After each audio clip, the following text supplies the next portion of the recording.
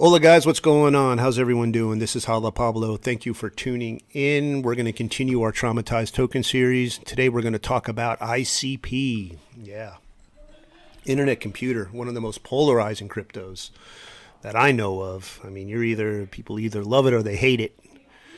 And a lot of people hate it. A lot of people hate it. You want to know why? Because they lost their shirts on it. Because this one had a very unfortuitous event, and is that it had its ICO on Coinbase on the same day almost that the whole market dumped. So that's what people seem to overlook. They see like, oh yeah, ICP just tanked and it was a rug pull and all this. But if you look at all the alts fell that same time. It's just ICP happened to have its ICO on Coinbase that day.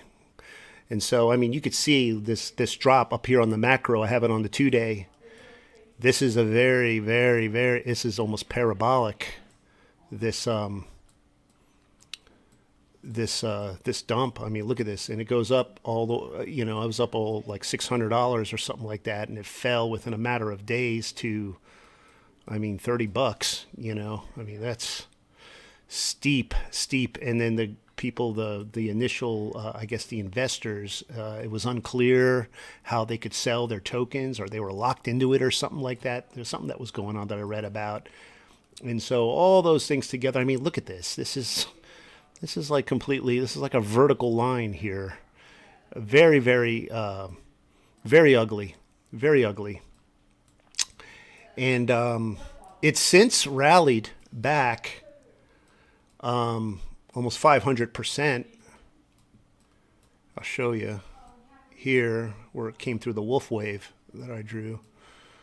See, we had this falling wedge here where it bottomed out at the selling climax, automatic rally, secondary test, and then we had this series of lower highs and lower lows that got narrower and narrower. That's signs of accumulation, and then we had this pump that happened in October of last year, and it marked up. This is about 500%, and then that mitigated the wolf wave here, and the 1 and the 4 wave. So right around where it was supposed to. That's where we kind of topped out. I think it's in the process of creating a double top at the moment, and then we're going back down. If it goes back down into this range, I'm going to be picking some of this stuff up, man. Yeah. Now, a little bit about internet computer. I think the name sucks. They could have done a lot better on the name, I think. That's just the internet computer. I mean, for like what this thing purportedly is supposed to do, the name is just so uninspiring. But we see that the SEC had its crosshairs on it. And I'm going to repeat this. If the SEC is coming, these are not arbitrarily, the SEC didn't arbitrarily come against different coins. I mean, these were picked. Either they failed the Howey test, according to them, or there was something that caused them to get on the radar of the feds, and they marked it for termination, a temporary termination. I believe it's all manufactured to get the price to generate volatility, fear and volatility in these things. I think they picked out the ones that were like, number one, finance based, and number two, had like real world utility that threatens somehow the hegemony, the centralized hegemony of the government. And certainly, we see that ICP would have a good reason to be targeted by the Security and Exchange Commission. We see here, following the SEC lawsuits against Coinbase, Internet Computer ICP experienced a decline in its value. The SEC has categorized Coinbase as an unregistered exchange, subsequently leading to Internet Computer being classified as a security. However, the Definity Foundation, these are the guys who are in charge of the data of this whole system, which is ICP, consistently maintained that the allegations against ICP were merely a misunderstanding.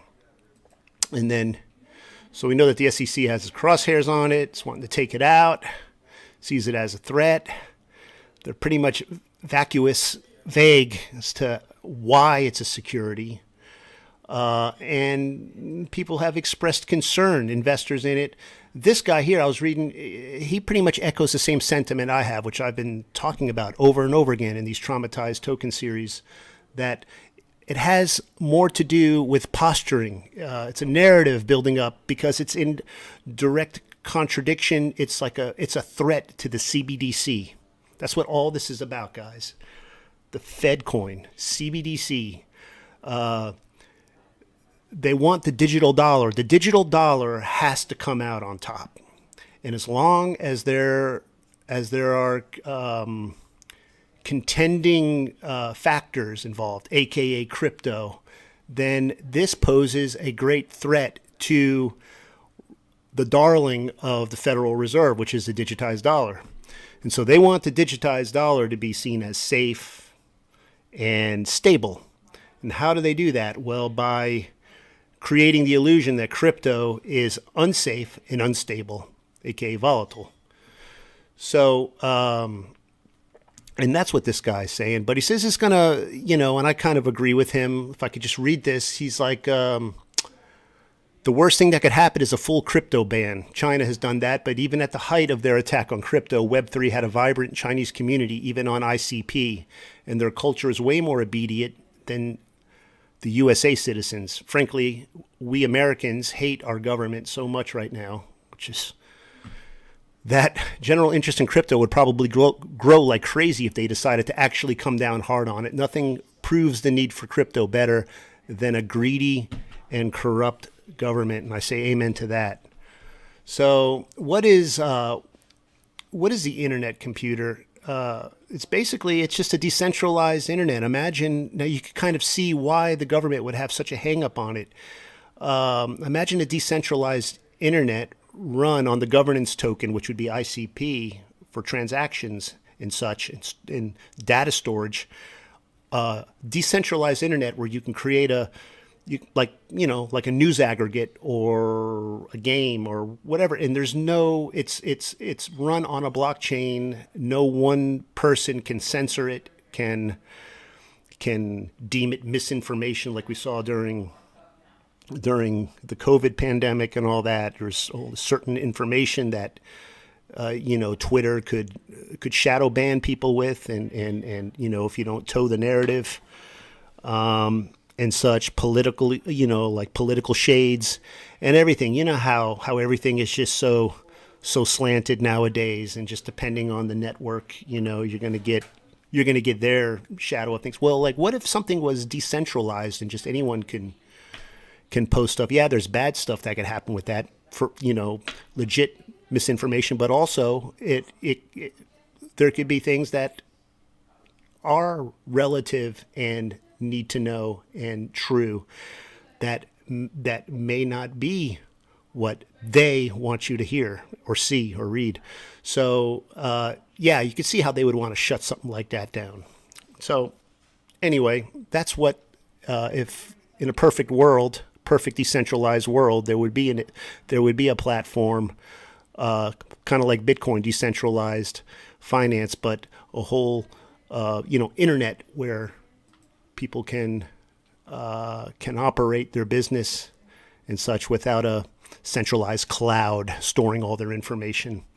And it talks about the different comparisons between Ethereum and ICP. I don't want to get into all this. You can look at it on your own, but I think that there's something to it. I think it's worth buying, especially if it goes back down, which it looks like it is. If we go to the technical analysis side, like I showed you, we've already had a 500% pump on the macro, and it's looking like a double top or horns of the devil up here, this big wick. This would be the first horn, and then maybe we'd have a second one, a FOMO pump to come back up. But I think we're going back down, and on the micro, on the 30-minute forensic, we're seeing that the price, since it's come out of this buying climax, and we've trended, or we've consolidated laterally, we're not able to, the price action isn't able to get up above the 0.5 fib, which would be mid-range here. And every time we're having spikes come up, we're having failed demand tests, and that's been happening since the 24th of, or rather since the 10th of January. we've been unable to breach TRM. And then I have the anchored VWAP to the buying climax, and it seems like that's where it's been topping out. So you see here, and then again here, we had another failed demand test right here, since we've come up from this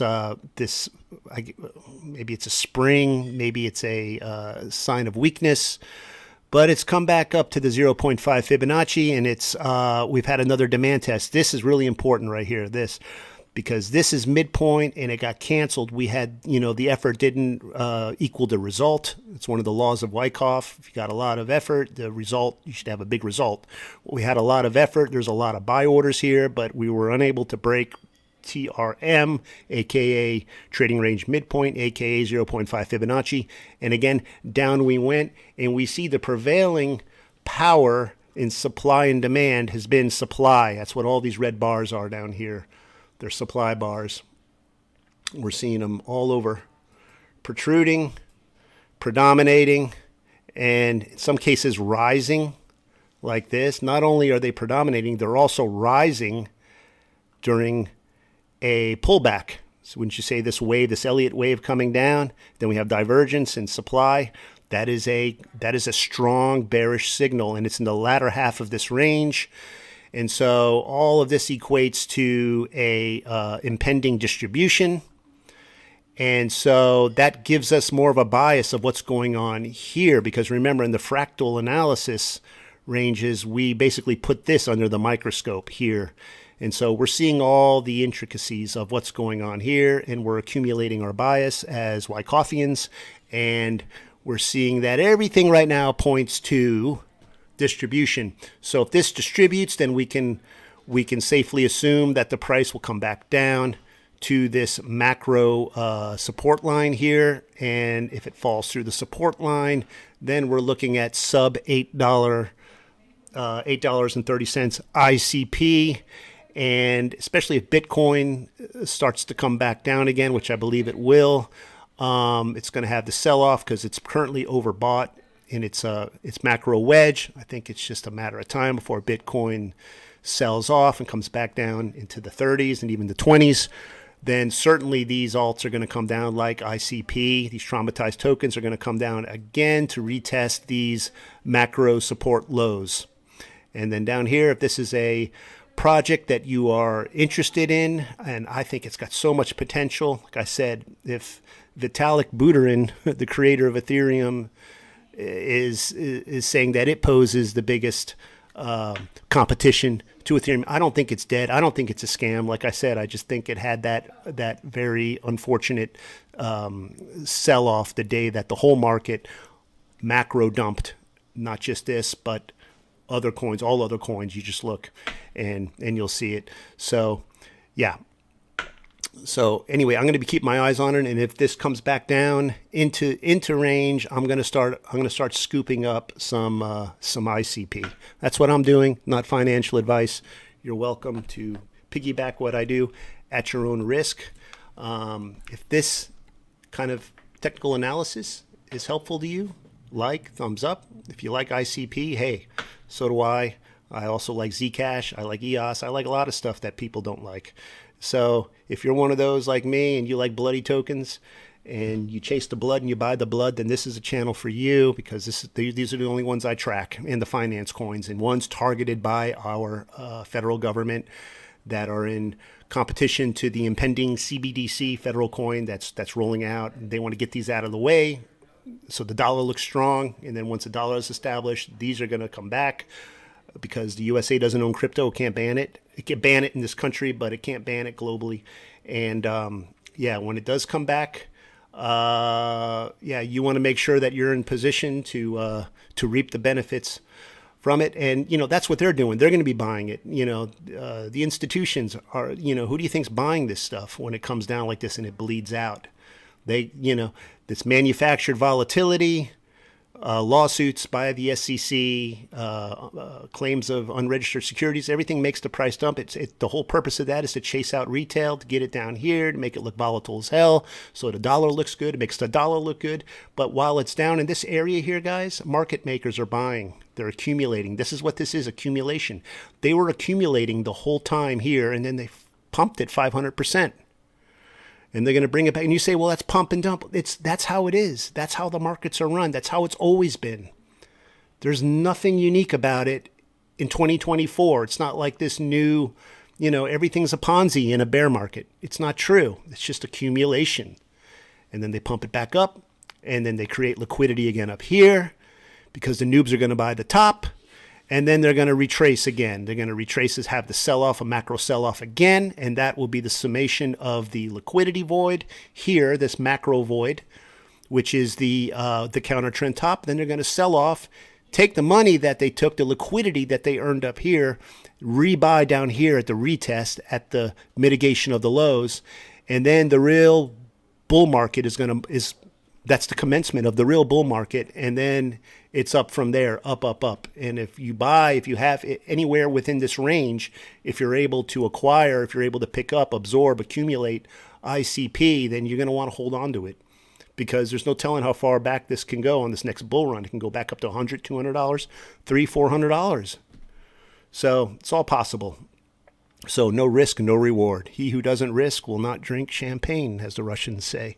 All right, guys, that's it. I'm going. This went on for 16 minutes. I'm out of here. Like, subscribe, check out our trading group. I go through all these coins with my trading group. We got lots of traders in there that are also into this, and we talk about DCAing. I give them my buy points, and so check us out. I keep it very affordable to differentiate myself from those who sell signals.